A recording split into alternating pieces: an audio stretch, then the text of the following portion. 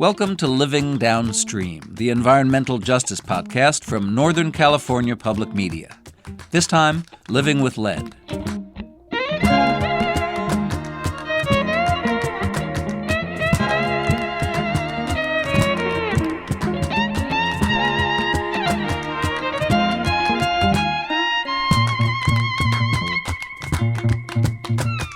America has a lead problem. It used to be in the air before we started using unleaded gasoline. It's still in old paint, old drinking water pipes. Sometimes it's even in the ground near old industrial facilities. And lead contamination has been in the news a lot lately. It wasn't long ago that the mayor of New York City announced the city's housing authority will test every public housing apartment that might have lead in it. The Environmental Protection Agency, which under the Trump administration has largely focused on rolling back Obama-era regulations, is prioritizing lead cleanup. And residents in Flint, Michigan are still fighting for clean, lead-free water. But in neighboring Indiana, in the city of East Chicago, it's lead in the soil that's the problem. Back in July of 2016, a letter from the city's mayor informed residents of a public housing complex that they'd have to move out because the complex was unsafe. That evacuation order threw a wrench in the EPA's cleanup plan, a plan that will now cost upwards of $80 million. For some, that letter was the first they'd ever heard of lead contamination in the neighborhood. It sparked a frantic response from residents and public officials that's still playing out today. Producers Annie Ropeik and Nick Jansen have been following this story for more than 2 years, and they bring it to us, developed from their team's award-winning multimedia presentation for Indiana Public Broadcasting.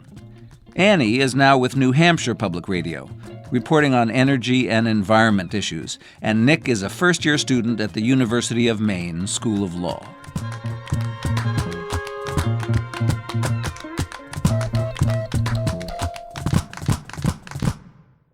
Keisha Daniels and her sons live in a Superfund site. That's a toxic waste site the Environmental Protection Agency is in charge of cleaning up because it poses a risk to human health. Keisha grew up in this neighborhood, the Calumet neighborhood, and until recently she lived in its public housing complex. It was called West Calumet. It feels funny standing out here. Locked out. Now the complex is locked up behind a chain-link fence topped with barbed wire. It's mostly made up of tiny 1- and 2-story houses that have brown brick and white trim.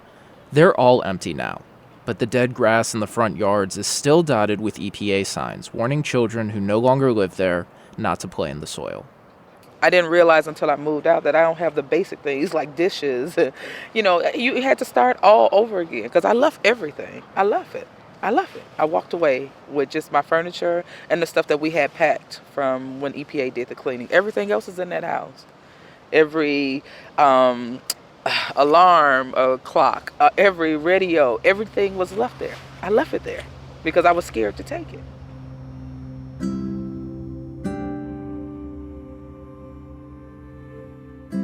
There's a reason Keisha was scared to take her things. A reason she moved out. A reason West Calumet is abandoned and fenced off. In 2016, the EPA told East Chicago's mayor they found lead and arsenic contamination over 100 times the legal limit in the soil at the West Calumet housing complex. The mayor ordered the complex evacuated. All 300-plus families, who were mostly people of color, very low income, lots of kids, they found out through letters in their mailboxes. Moving isn't easy under the best of circumstances, and these were the worst of circumstances. And Keisha says public officials didn't do enough to account for that. All of us are like a crab in the barrel. We all trying to get out, and that made the process a lot worse. I just wish they had a better plan. They should have had a plan B, and a plan C, and a plan D. And they just had plan A, get out, that's it. That's all. East Chicago is often called an environmental justice community. That means it's a place where government response needs to go above and beyond the normal process to account for systemic inequality. But for the most part, the cleanup in East Chicago has stuck to protocol. It means the community, from Keisha to school children and countless other residents, have had to take justice into their own hands. Good morning. Hi, how are you? Good. It's good to see you Good again, to see Mr. you. Cole. Sorry we're late. That's okay. That's fine. Good morning. You guys can hang out We here. went to East Chicago Urban Enterprise Academy before we visited Keisha back in November 2017. That's more than a year after this city's big lead problem first became common knowledge. And that problem isn't just the lead pipes and paint you see in lots of American cities. Lead is in the ground here. It came from old factories and was dumped for years into soil that thousands of people now live on. Keisha's son, Xavier, goes to this school. Even though it's been a year since he and his classmates first started finding out lead was a really big issue in their town, many of them still don't know how bad it is for them in their homes. They've had trouble getting answers. So today, they're talking about test results from a project they did with the NAACP and a local university. Jalen Williams is one of the first to share his experience. Something that happened was that I wasn't really too surprised with is that the state told my grandma that she did not have lead in her yard, but everybody else around my grandma's house has lead. So then come to figure out, my grandma does have lead in her dirt. I wasn't too surprised. I mean, I'm always usually going off and ranting about, oh, this and that, the government's wrong. So There's been a huge federal and state government presence here for the past year. They've done things they've never done in any other Superfund site, and they've helped a lot of people. But it hasn't always been easy, and there's suspicion between locals and those public officials. It actually kind of runs both ways. Officials often bristle at comments made by residents or shake their heads when residents go off topic at a public meeting. And many residents aren't convinced the officials have their best interests at heart. One thing that's been really clear in East Chicago since all this started, just following protocol isn't enough for a community as disadvantaged as this. Some might feel a little offended, right? Maybe upset at the fact that you told me one thing, but when I did some research and I received more information, now I feel like I may have been tricked. I may have been lied to. Mr. Mitchell Cole, the science teacher, is the one who has to figure out how to explain all this to a bunch of middle schoolers, on top of explaining all the sciencey parts. And the way EPA tests soil for lead and how it talks about those samples is different than how you talk about them in a middle school science class. It can be technical and complicated and hard for non-scientists to understand, let alone 13-year-olds. I was kind of surprised because... This is Kershawn Walker. A few weeks before this class, he collected some dust from his home. Other students brought in water and soil samples, and they learned how to test the samples for lead. Some of Kershawn's dust samples came back positive. Well, I wasn't at the same time because we live like 5 minutes away from the projects. So it was kind of surprising, but at the same time it wasn't. The projects Kershawn mentioned are where Keisha used to live, the West Calumet housing complex. It was built right on top of the Superfund's most contaminated ground in the 1970s. If you could see the Superfund site on a map, you'd see a big rectangle toward the bottom of the city. And that rectangle would be divided into 3 sections. The part on the left is West Calumet Housing Complex. The other 2 parts are a residential neighborhood. About 2,000 people still live there. But the housing complex is a huge part of this story. Abandoning it was a huge upheaval for a lot of these kids and their neighbors and friends. It's what put East Chicago on our radar as reporters in the first place in the summer of 2016. And it's how a lot of these residents found out about East Chicago's lead problem. It's not the only impact lead has had here, but it's a big reason Mr. Cole and his kids are talking about all this today. And actually, ironically, just the other day, I received some of your results, and I'll be sharing some of those with you all today. And we have one student here with a facial expression surprising. So we'll share some of those even today with you in a few minutes. Some kids like Kershawn already had their results. They got them when the NAACP unveiled this first-of-its-kind program a few weeks before at this very school. Good evening, everyone. I am Principal Eskew here at East Chicago Urban Enterprise Academy, and am thrilled. And having kids do lead testing and learn to communicate about it was designed to be empowering, but it left the school's principal, Veronica Eskew, also a lifelong East Chicagoan, feeling raw. I don't want to get emotional about it, but some of our students, their results did come back positive today. And sitting there with your peers, comparing results, I'm sure some of them are wondering, okay, well, now what? In that respect, it was heart-stopping. Okay, now what? What do we do next? As reporters, we spent more than a year in East Chicago, and that's the question all the residents kept coming back to. That's why Jacqueline Patterson of the NAACP says East Chicago needs all the help it can get. She directs the organization's National Climate and Environmental Justice Program. We can continue to advocate for government to take more responsibility, but in the meantime, it's our communities that are paying the price for the lack of government leadership and infrastructure around it. So we have to really, seize the reins ourselves.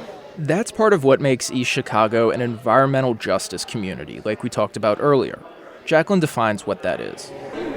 So I talk about the disproportionate impact of toxins in the air, toxins in the water, toxins in the soil on certain communities, more likely communities of color, more likely low-income communities.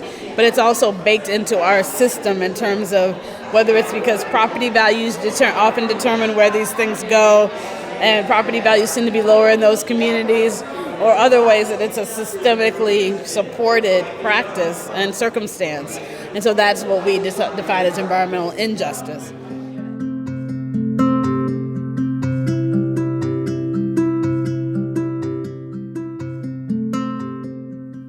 East Chicago is full of examples of environmental injustice. It's the fact that West Calumet Housing Complex was built on a freshly torn down lead smelter in the first place. It's all the trouble the families had moving out of that complex, that they were forced to do so. It's that some of them, like Keisha Daniels, had no choice but to move within the Superfund site. It's that during all this, in a completely unrelated situation, they found out their water is contaminated with lead too. It's that they feel trapped by poverty and barriers that a normal amount of government response doesn't alleviate. It's that they feel like no one is helping them figure out, okay, now what?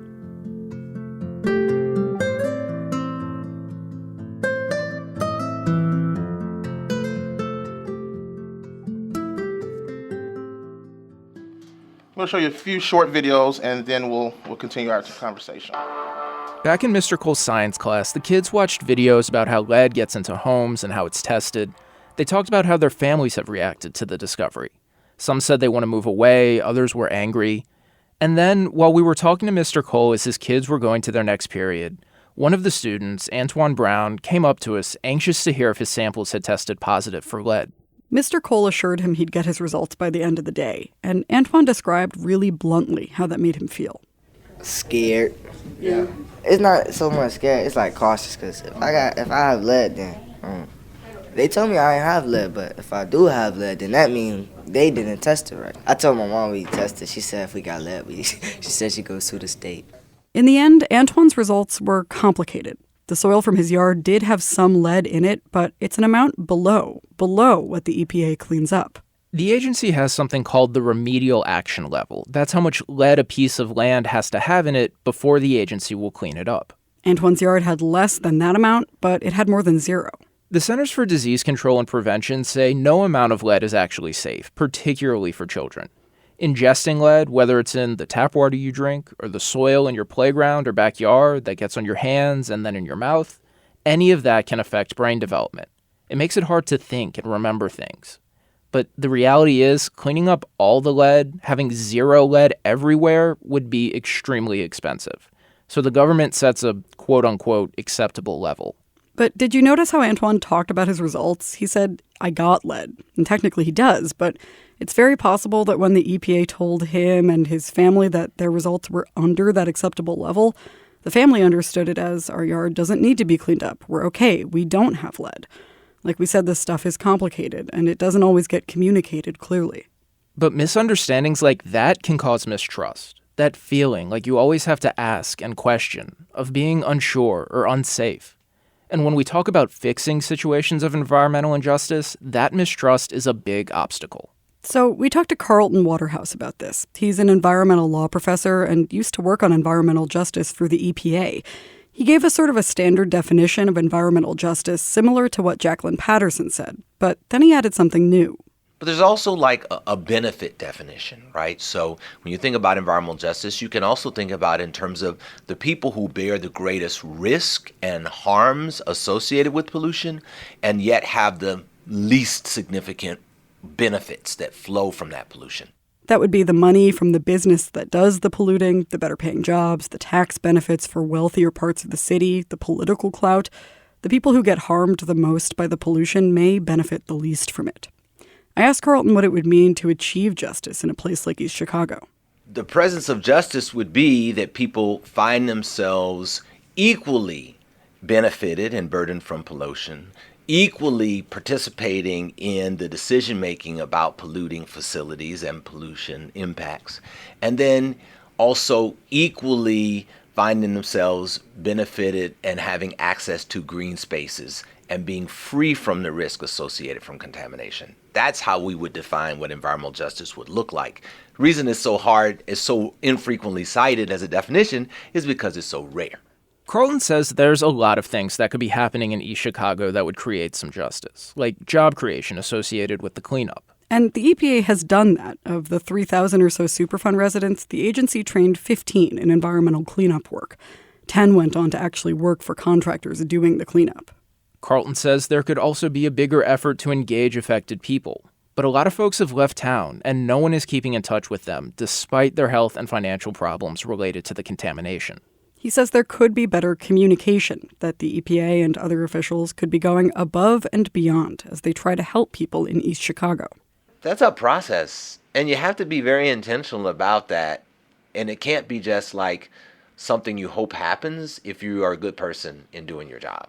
The level of training that people have on the issue of environmental justice tends to fit into the kind of diversity training that we have, right? So it's sort of like, you go to a one-day thing, maybe you go, maybe you don't go. You just figure be a good person and everything will be okay. And I think that kind of, again, reflects a lack of being informed, having that kind of more robust background, being well-trained.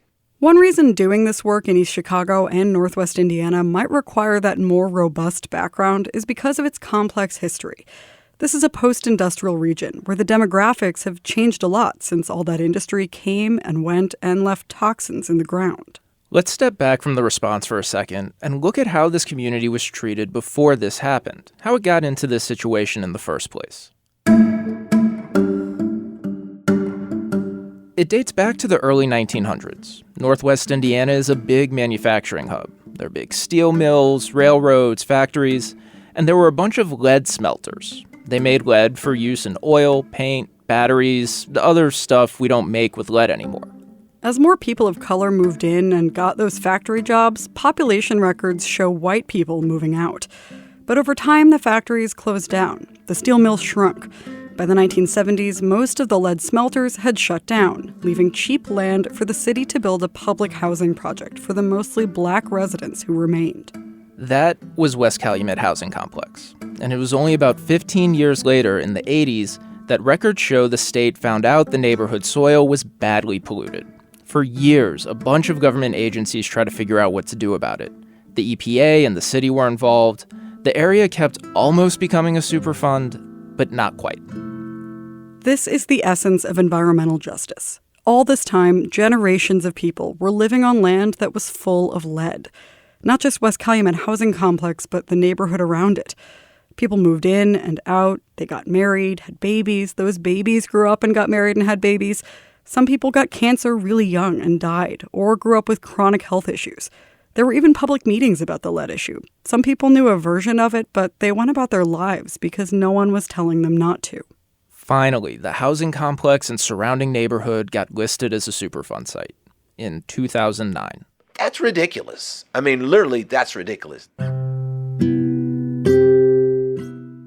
This should have happened decades beforehand.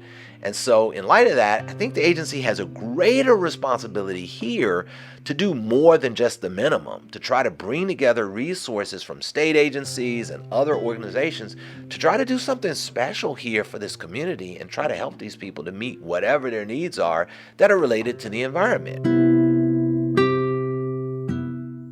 Now, the EPA has said time and again that it is doing something special in East Chicago. They say this situation is unprecedented, specifically an emergency Superfund cleanup within a public housing project.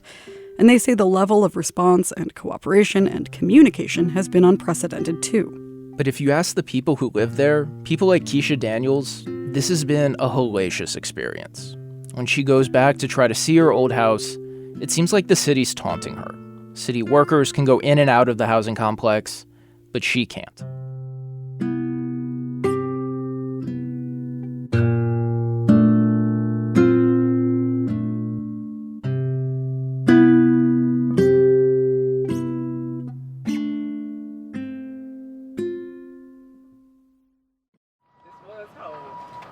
A cold wind is biting at our skin as we stand outside the chain-link fence around the West Calumet housing complex.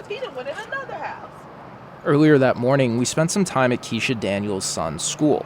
Now we're with Keisha outside her old house. It's right around the corner, inside the fence. We crane our necks, but it's just out of sight.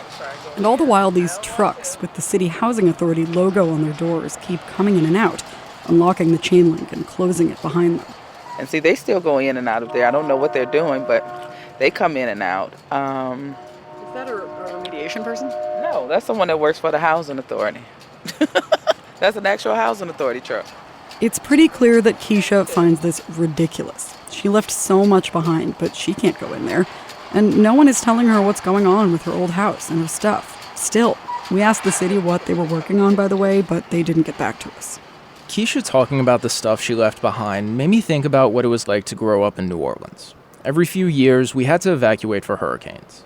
You pack a bag, grab your favorite book, and as your family drives away, you think about what might be there when you come back, or if you'll come back at all. I mean, we've had to, evacuate for hurricanes growing up in Louisiana before. It almost kind of sounds like that. You know, we just pack a suitcase and leave and the rest. Pray that something is there when you get back. And that's what I did. But I can't go back. I can't go back, can't go in there. Don't know what they're doing with the stuff that people left in there, We don't know what nothing is. Who's to say that they didn't take it and sell it? Our best guess, by the way, they were winterizing the houses or maybe getting them ready to be demolished, which could happen soon. Sometimes it feels like officials think doing things by the book, just getting their jobs done and not going off script, like that'll solve all the problems in a place like East Chicago.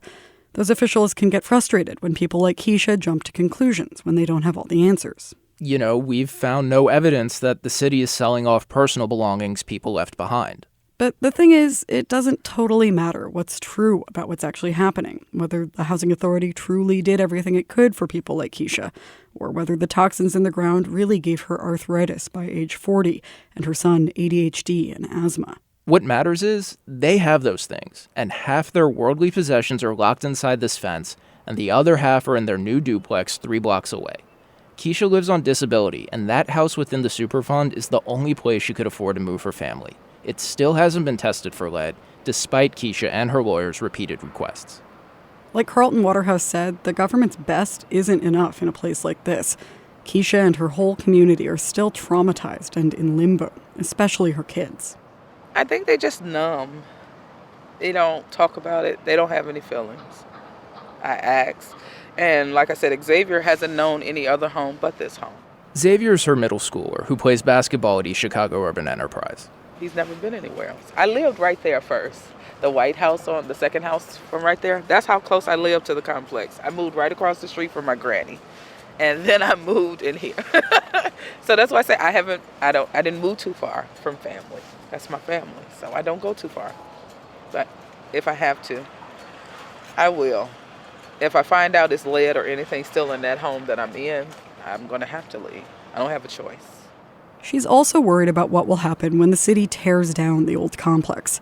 That's been really controversial. Residents are worried the city's contractor won't handle demolition safely, that it'll spread lead and arsenic-contaminated dust into the neighborhood. And if they build something new on that land, Keisha says she wouldn't move back unless a lead test was done right in front of her. Another reason people's trust is shaky is that in the midst of all the soil cleanup stuff with the EPA, they found out their water is contaminated with lead too. The two problems are unrelated. East Chicago is an old city, and like many old cities in this country, it has lead drinking water service lines. The city treats the water with a chemical to keep the lead from leaching out of the pipes, but the EPA found out, almost by accident, that the treatment wasn't working. So the state stepped in and gave out water filters, but I don't think those filters going to last forever. And nobody thought about that. Yeah, you gave me a filter, but where are the cartridges that cost $30 and $40 to replace? What are we going to do then when they need to be replaced? Who is going to pay for that?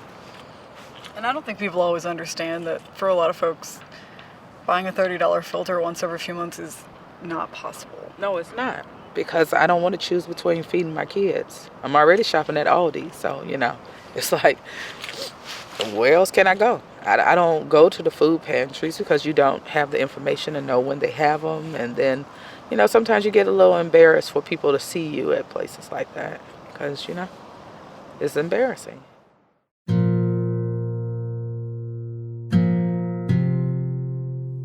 A lot of people draw comparisons between what's happening in East Chicago and what's happening across the state line in Flint, Michigan. And there are some similarities. Both have a lead problem, obviously. Both are low-income, mostly minority, post-industrial cities. People are still drinking bottled water in both places.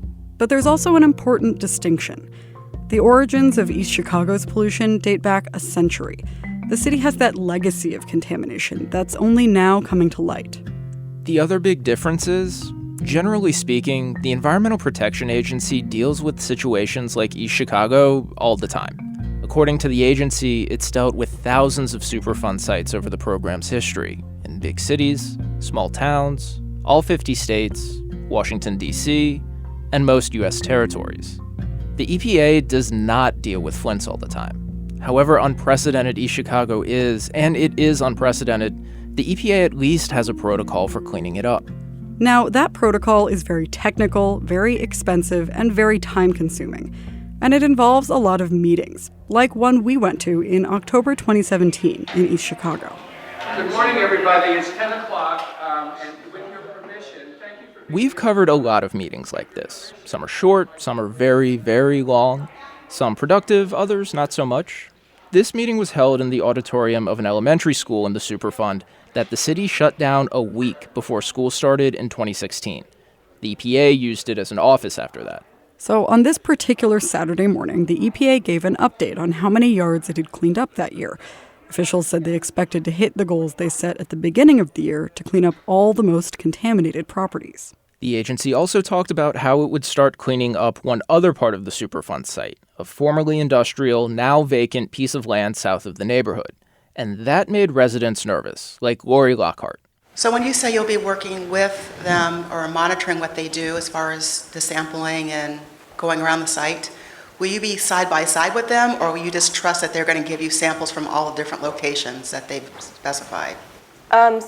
What we do first is we review a work plan. This second voice is Catherine Thomas. She works for the EPA. And then they will go out and collect those samples and provide that data once it's been validated to us. So you really don't know if they take the samples where they say they're supposed to take them? You just assume that they took them from the locations you guys specified? Residents ask the EPA questions like this all the time. At the end of the day, a lot of the people who live in this neighborhood, in this Superfund site, have little faith the government can make them healthy, make them whole. And residents definitely don't trust the companies that either put the pollution there or own those liabilities now. Those include DuPont and British Petroleum. The EPA sued them to get money for cleanup. But that's been the extent of their role so far. As far as we know, no representative from one of the potentially responsible parties, that's how the EPA refers to them, has attended a community meeting. But when it comes to the city and state and federal government, it's not that residents flat out don't trust them, but there's definitely a bad history there. Government okayed the industries that left the pollution behind. It okayed building public housing right on top of a former lead smelter. And for a long time, the government wasn't straightforward with residents about any of that. Tara Adams says it's hard for residents to forget all that. Tara is another lifelong East Chicagoan who used to live in the West Calumet housing complex. Residents in West Calumet had no choice. We had to move out, and it's people not just like talking to us. And that's from the beginning. We know that EPA they're doing their job and they're doing it to the best of their ability. And they're supposed to protect us, but we don't know. This is all new to us. And people are not communicating with us. And when we have questions, it appears that we're being shut down. So that's what that is. And then it seems like things are going on in the background that we don't know about. And we've been asked to be informed. And we don't think that we've been informed about everything. That's why we see kids like Antoine and Jalen and Kershaw doing their own lead testing to make sure their families are safe in their own homes from lead. That's why we see women like Keisha sitting on advisory groups and organizing bottled water donations and working with lawyers, even while she searched frantically for a safe place to move her children. And they've achieved a lot with all that work. There have been lawsuits filed and state laws passed, all with the intention of expanding aid to affected residents. But advocating for that stuff has also been a lot to handle while these residents are living the lead crisis every day. People have had to fight through disagreements and put aside differences. The city has a population of 30,000, but it feels a lot smaller. Like, when we were talking to Tara, the city's attorney, Carla Morgan, came up to us. She was laughing at the EPA mediator because he kept calling Tara Keisha Daniels' daughter, even though Tara is older than Keisha and they're not related. When we first met Carla, she was struggling. The city doesn't really have a spokesperson, so the mayor gave her the job. That was after he announced West Calumet would be torn down, and the story started to attract national media attention. Local officials in East Chicago are not indifferent to this situation. Carla has to toe a certain line, but she's still part of the community. How long have you guys known each other? Forever. Yeah, I don't even know. Right. Yeah, for 100 years. This is like family. This happens at meetings a lot, too. Residents even give the EPA folks hugs. Even though these are hard circumstances, you see someone week after week, month after month, you get to know them, you share things with them. Like, we might not agree on every point, but we do agree that we want the community to be, like, the environmental risks to be eliminated and people to be better off than when we started. And, yeah. We want the best for East Chicago.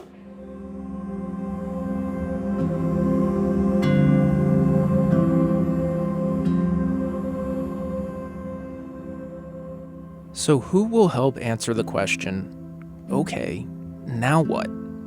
For the past year, it's been the residents themselves. Community is all they have left, and even that's been gutted by people moving away. Like Tara moved 20 minutes away to another town after she had to leave the housing complex. But she still almost never misses a meeting.